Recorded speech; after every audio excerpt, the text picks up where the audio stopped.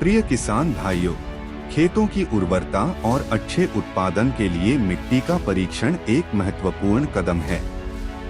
आज हम आपको बताएंगे कि मिट्टी का नमूना कैसे लें, ताकि आप अपनी मिट्टी की सही स्थिति जान सकें और अपने खेतों में संतुलित उर्वरक का इस्तेमाल कर सकें। मिट्टी का नमूना लेने के लिए हमें कुछ सरल और जरूरी उपकरणों की जरूरत होती है। इनमें शामिल हैं तगारी, फावड़ा, खुरपी, अखबार और पॉलीथीन थैली। पहला कदम है खेत को अच्छे से देखना और मिट्टी के प्रकार, रंग और ढलान के अनुसार विभाजित करना। यह मदद करता है यह समझने में कि खेत में कहां से नमूना लेना है। फिर खेत के 8 से 10 स्थानों पर निशान लगाकर वहां से मिट्टी का नमूना लिया जाता है।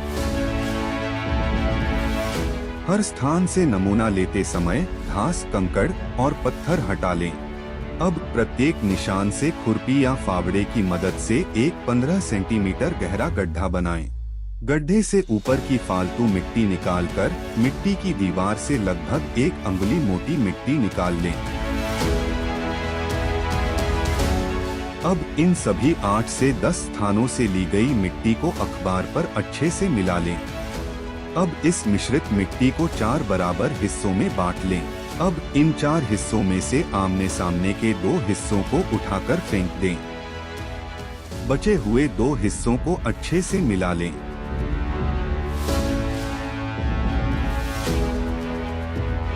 फिर से इन 2 हिस्सों को 4 बराबर भागों में बांट लें।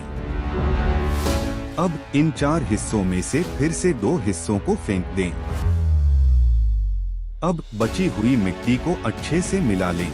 यह प्रक्रिया तब तक दोहराएं जब तक आपके पास लगभग 500 ग्राम मिट्टी शेष न रह जाए। अब इस 500 ग्राम मिट्टी का नमूना पॉलीथीन थैली में भरें और इसे मिट्टी परीक्षण प्रयोगशाला में भेजने के लिए तैयार करें।